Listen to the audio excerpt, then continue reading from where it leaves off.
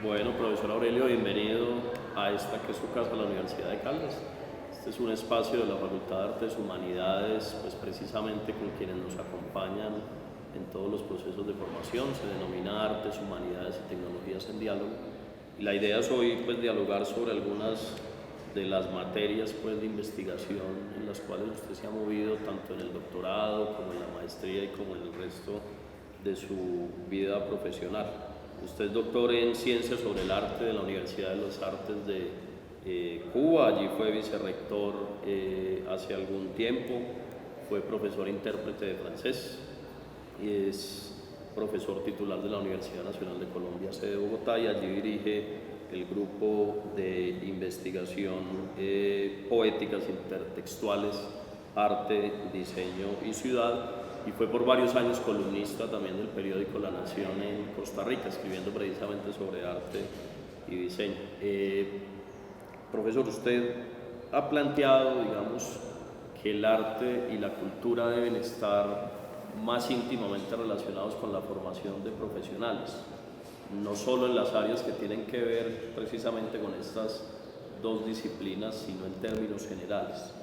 ¿Usted cree que la incursión del arte y de la cultura en los currículos y en los procesos de formación, qué le otorga precisamente a los que van a ser nuevos profesionales?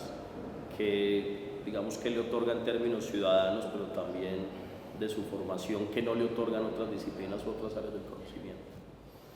Sobre eso estoy totalmente convencido, no es que yo lo crea. En una educación integral, en una formación escolar incluso, no solo la profesional, la escolar, los elementos de arte y cultura son indispensables. Y eso no es un problema de última hora, eso es una cosa que después de la Segunda Guerra Mundial Alemania lo exploró de una manera tremenda, incluso llevó el arte y la cultura a las ciencias mecánicas, es decir, a la física, a las matemáticas. Y todo el desarrollo de las matemáticas en los años 40, alemanes, etcétera, pues precisamente se empezaron a fundar. Yo te voy a sintetizar quizás la idea. Un ciudadano con cierta predisposición o vocación sobre el problema de la existencia, de la vida, de su naturaleza, es un ciudadano mucho más convincente y mucho más noble que cualquier otro. Yo pienso que los ejércitos y las policías se reducen de manera considerable el día que un graduado de sexto grado y un profesional de carrera universitaria haya tenido el insumo de conocer o de detenerse en la observación de un árbol o en la experiencia de haber recorrido un camino o de haber entendido una determinada obra de creación, sea esa arte, sea diseño, sea arquitectura, porque el problema es un problema estético. Y yo te voy a decir algo. El problema general, y yo no diría que únicamente colombiano, latinoamericano en estos momentos de tantas convulsiones y de tantos desencuentros, está en una falta de empatía ciudadana. El que tú no me conoces a mí, el que tú vecino, tú compañero de clase, tú compañero de trabajo, no tienes nada que ver conmigo y simple y llanamente tienes relaciones aparenciales, pero no relaciones ciudadanas. El problema es de sensibilidad. En la medida que haya estética en la formación de un niño, en la formación de un bachiller, en la formación de un profesional, el conocimiento empieza a aprenderse, sea cual sea el de la química o sea el de la ingeniería, empieza a aprenderse de una manera diferente. Con esto te quiero decir que el problema es estético, eminentemente estético. A veces todo se le achaca a la política, que si la política, pues si el grupo A, si el grupo B, aquí no es un problema de grupo ni de colores, aquí es un problema de falta de instrucción y educación, es un problema cultural. Y los temas que yo he tenido por formación y por profesión, los temas de investigación en los que yo he tenido que intervenir siempre han estado relacionados con esto, con las artes, con la creación, con el diseño, en el sentido de ver siempre lo de mañana, ver siempre el futuro y sobre todo la conciencia del hombre. El hombre no nace malo, el hombre no nace bandido, el hombre no nace ilógico, se hace. ¿Y en qué se hace? En su contexto, en qué se hace en su entorno. Entonces es un problema eminentemente estético. El día que la educación asuma, pero no como apreciación de ponerle película o aprender a hacer con plastilina dibujitos no, eso está bien para desarrollar cuestiones mecánicas. No, el problema es enseñar a reconocer el mundo de cada quien, de cada niño, de cada joven, y el profesional de la universidad de que aprenda a comunicarse. Hoy en día, después de la computación, te cuento, ¿qué nos pasa? Que el nivel de indagación y el nivel de fuente que hay en la computación es, pues, insalvable, es decir, no lo puedes acaparar. Pues eso es bueno por una parte, pero ¿qué ocurre? ¿Dónde está la concentración y dónde está la selección de lectura y el análisis de un prospecto de profesional, cualquiera que sea? ¿Dónde está? ¿Cómo se garantiza? ¿De qué manera usted obtiene un título de algo y usted tiene la competencia? Y competencia quiere decir que tienes no solo el conocimiento, sino la voluntad y la habilidad para hacer algo. Eso está en entredicho. Está en entredicho porque cada vez los programas se acortan más, la tecnología es más rápida y los libros son menos. Que el libro es digital. Bueno, sí, ok, digital, pero tú no tienes un acceso directo al corroborar esa comprensión de eso. Es decir, por lo tanto, no queda otra. O se es culto y se es educado, o caeremos en la ignorancia absoluta y en la destrucción. Precisamente, profesor, hay estudios sobre eso. Y hace unos 2 o 3 años de la OCDE, donde comparan poco más de 30 países de todo el mundo y donde señalan que donde desde primaria en el currículo están las artes plásticas, las artes escénicas y la música con mayor intensidad, son chicos que tienen primero, respetan más la diferencia, son, digamos, más hábiles en aprender una segunda lengua, son más hábiles en las matemáticas, en técnicas más adelante como programación computacional. Pero una de las conclusiones también del informe es que así no generara ninguna de estos, digamos, experiencias o efectos aleatorios o secundarios, el arte por el arte tiene una capacidad enorme y debería estar durante toda la vida, en el trayecto de la vida de todas las personas. ¿Cómo hacer, profesor Aurelio, para que esa sea una prioridad dentro de los currículos, dentro de los procesos de nuestros países? Estoy hablando un poco como de Latinoamérica.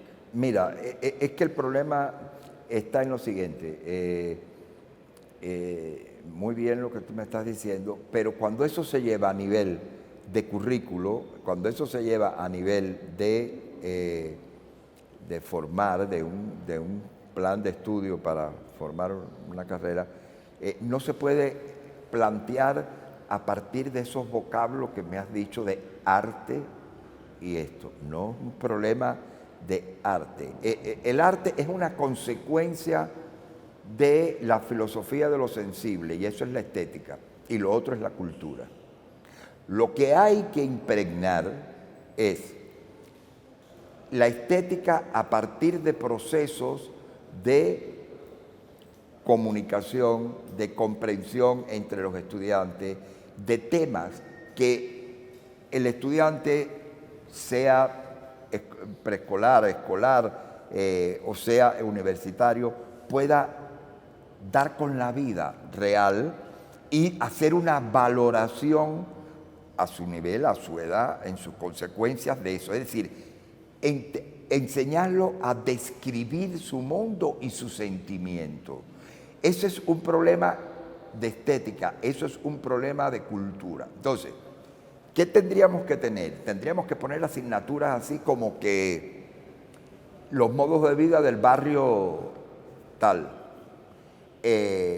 la culinaria en las fiestas de qué sé yo, y por medio de ese tipo de actividad llega el arte, llega lo sensible, llega la empatía, pero no es un problema porque la cosa se tranca cuando piensan que que los teóricos del arte y de la estética, bueno, entre ellos, pues no, me cuento, que es que vamos a copar los programas de estudio y que se va a empezar a hablar de Picasso y de Tchaikovsky y de Mendelssohn. No es eso, no es eso.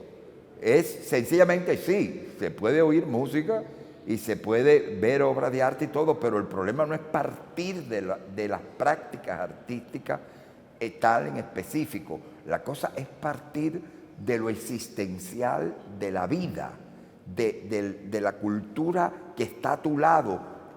Pero para ponerte el caso más sencillo, de la de tu casa, de la de mi casa, que quizá esté destrozada, que quizá está dañada, y eso sería tremendamente oportuno para entonces poder intervenir y decir, no está dañada, le falta algo porque se rompió, como se rompe un vaso, pero ese vaso se puede recuperar.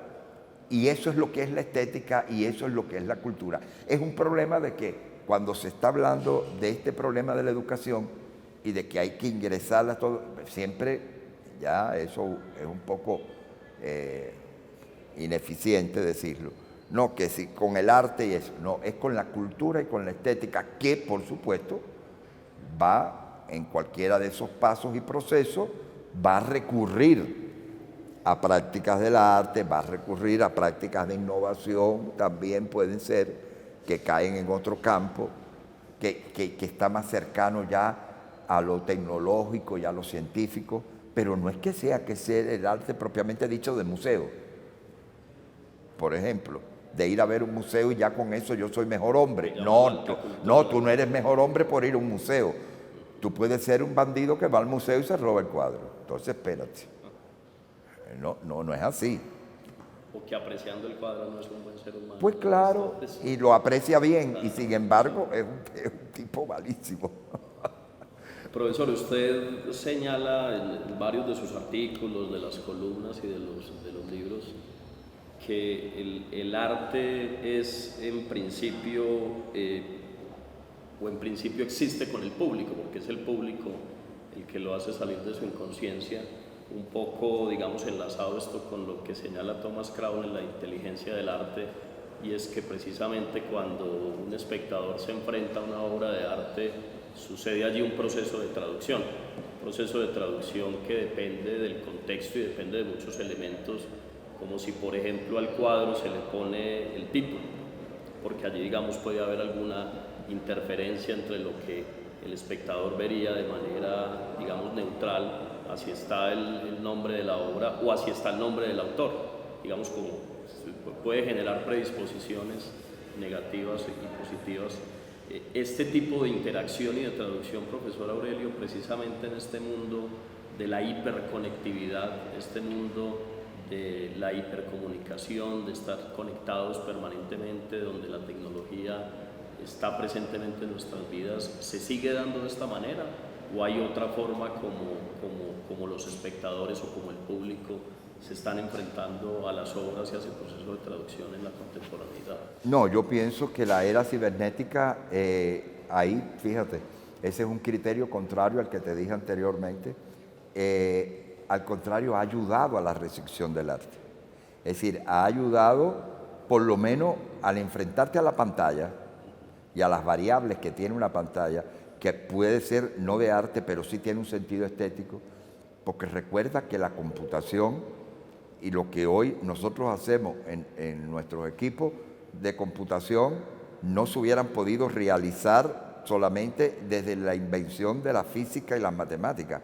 Fue la estética la que le resolvió el problema a partir de los símbolos y los signos. Si eso no hubiera aparecido, no podíamos cargar con la lactó. Y del lenguaje. No pudiéramos cargar con la lactó. Entonces, no, la cibernética ha ayudado a enfrentarse a una imagen de mundo completo. No voy a decir global porque se puede ir por otro lado el sentido de lo que quiero decir. Un mundo íntegro, un mundo completo. Y eso, de una o cierta manera, influye por lo menos en la mirada, en el ojo, en la astucia del que de una u otra manera tiene que trabajar con el equipo diariamente. Entonces, en esa parte pienso que es influyente. Lo único que no te puedes estancar ahí. Es decir, no puedes estancarte allí como todo en la vida. Es decir, las actividades humanas, las prácticas sociales, las relaciones y las prácticas humanas, uno no puede, uno no hace una sola actividad, sería imposible. Y el hábito de la computación, como la del celular, creo que hoy en día es mucho más peligrosa, no puede, no hace daño, pero sí se tiene que equilibrar. Sobre todo en la enseñanza profesional y universitaria. No se puede hacer, no se puede cargar, no puede ser el elemento definitorio de la formación de alguien. No, alguna vez que otra tienes que abrir un texto y sentir que la dureza de esa carátula y que el rompimiento de una hoja o el señalarla en algún lugar te exige a ti una retícula, te exige una retícula de memoria y de compromiso con esa página que no se te olvida más. Yo me acuerdo de lecturas mías juveniles que todavía yo te digo, en la edición de tal lugar está en la página 27. Sentirla como parte de uno. Está en la página 27. Eso no lo podemos decir con los e-books. No lo podemos decir con los e-books. Pero es bonito decir eso, ¿no? Chévere, ¿no? Me parece a mí. Profesor, precisamente frente a las experiencias estéticas, Jean-Paul Lederac, un filósofo, premio Nobel de Paz, señala, digamos que hay una doble vía o un doble poder que tiene el arte y la apreciación artística y estética frente a procesos, digamos, de conflicto y de transición. Él señala que por un lado el arte nos permite sensibilizarnos, es decir, estar en contacto con lo sensible, algo que quizás en medio de este mundo lo olvidamos. Usted lo señalaba ahora, nuestras redes muchas veces se conforman en clave de necesidad del otro, más no en una solidaridad, digamos, real o más profunda. Pero señala también Lederac que la intuición del artista y la creatividad del artista juegan un papel fundamental en imaginarnos otros mundos, porque cuando los países o las naciones o las familias tienen periodos de conflicto no son capaces de imaginar algo más. Entonces él señala que de alguna manera si asumiéramos la forma como los artistas ven el mundo, que es lo que usted señalaba ahora, podríamos superar periodos de violencia. Él es Nobel de Paz precisamente porque ha ayudado en negociaciones en muchos países, incluido Colombia. Eso que señala Lederac y el poder que tiene la estética, profesor, ¿cómo pueden ayudarnos o cómo deben seguir ayudándonos en procesos como el proceso de paz de Colombia, inacabado, que aún corre muchos peligros, o en procesos como el que tenemos actualmente con un paro que lleva más de 2 semanas, donde claramente hay un conflicto abierto? ¿Cómo puede jugar allí un papel, digamos, central precisamente esa forma de ver y asumir el mundo? Por supuesto que puede contribuir, y puede ayudar en estos momentos. Pero tú acabas de denunciar algo que es fundamental. Donde hay una educación y una preocupación por lo cultural, es difícil que haya violencia. Y en aquellas economías y en aquellos procesos, desde el punto de vista socioeconómicos y políticos, donde la cultura es el último escalón y las artes es un estorbo o un adorno, ¿qué ocurre? Que se seca la planta de la conciencia, y la planta de la conciencia es la actitud del hombre ante la vida. Entonces, tú no le puedes pedir a la resequedad que dé agua. No se lo puedes pedir. Un pueblo cansado, agotado, sufrido, pues no puede, aunque tú le des 3 conciertos diarios y lo lleves a bailar reggaetón y oigas una sinfónica o oigas... No, el problema está, sigo diciendo, en la base de esa educación. Ya en esta altura, pienso que hay una coyuntura tremenda, positiva, para poder, que es que a partir del acuerdo y a partir de esos acuerdos de paz, seguir fortaleciendo la relación de la sociedad, de esa sociedad que está dividida en fragmentos, que no concurre de manera homogénea. ¿Por qué no? Porque yo soy de acá y tú eres de acá, o tú piensas asado, y aquí el problema es patria. Bueno, ¿por qué el fútbol nos une? A ver, ¿por qué esos momentos de felicidad de que cuando llega la eliminatoria, el mundial, el otro, entonces es una paz aparente allí que uno quisiera que no se terminara nunca, la etapa? ¿Por qué? Porque no importa, todo el mundo grita, todo el mundo se emociona, todo el mundo pelea porque hay una comunidad entera. Ese sentimiento hay que sentirlo en la tienda cuando vas a comprar el azúcar y el arroz, en el centro comercial, cuando vas a comprar un tiquete de pasaje, cuando vas...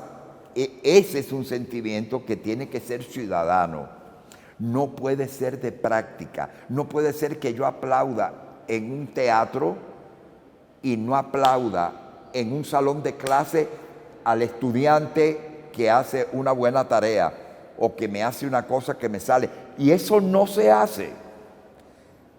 Y ese que va hoy a marchar es el que no le han dicho nunca que es bueno. Si llega a ser malo, sí se lo dicen, pero bueno no. No puede ser. Es decir, la estimación. El problema de la estética es un problema de estimación, de yo estimarte a ti. Mira qué chévere, tan joven y qué sé yo, y mira cómo me está entrevistando y eso, a mí me parece que esos son la gente que a nosotros nos hace falta. Eso es.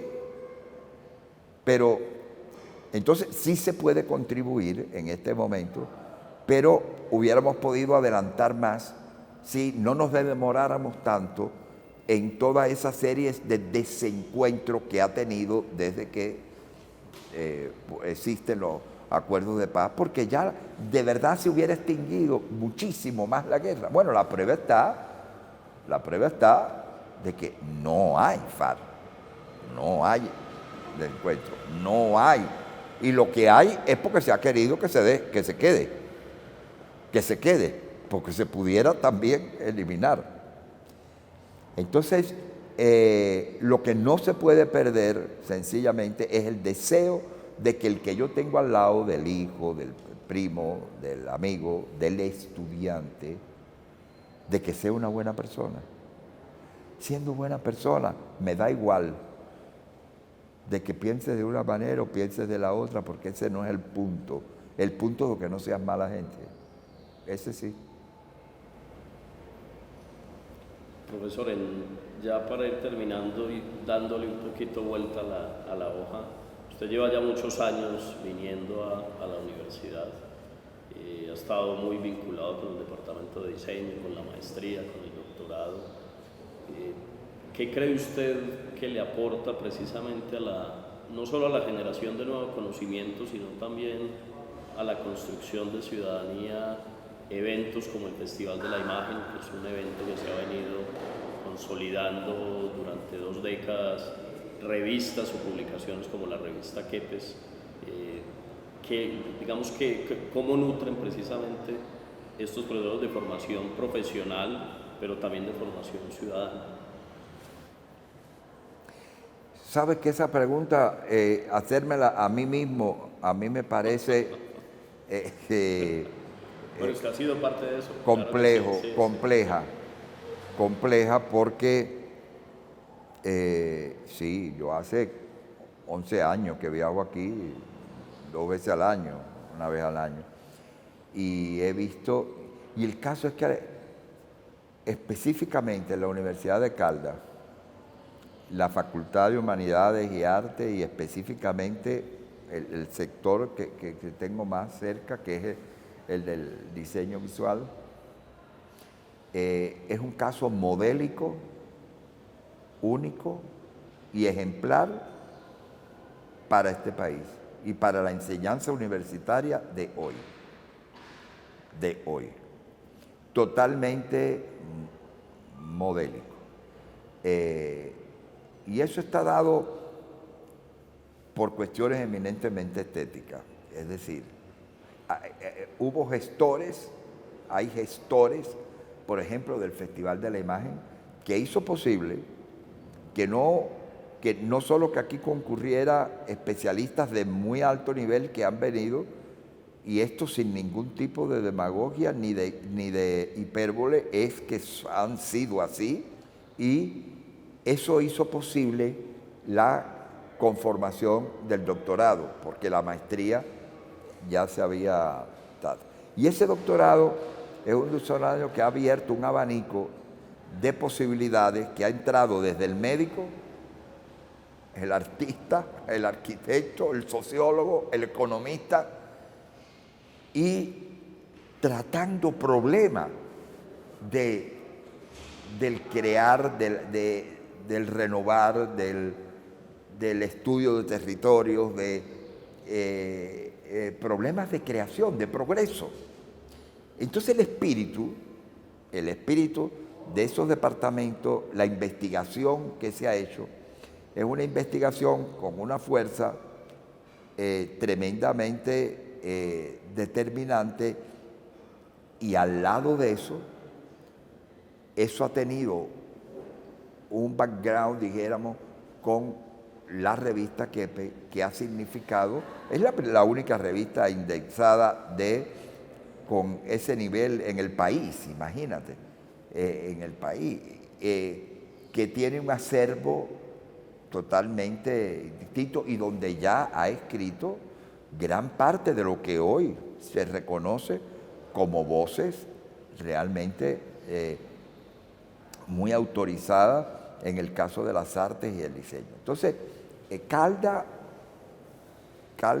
para mí es una satisfacción, es decir, yo no me siento, es decir, si estoy aquí es porque no hay una sola vez que yo no encuentre en un grupo de estudiantes, de aspirantes a doctores o a magísteres, yo no encuentre una voluntad creadora, una voluntad de hacer.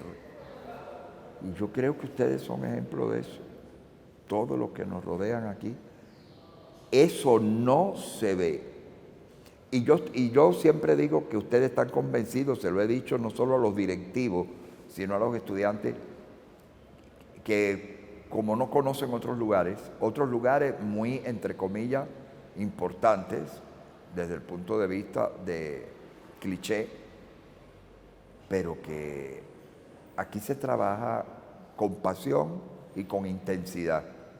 Sin eso no se resuelve absolutamente nada.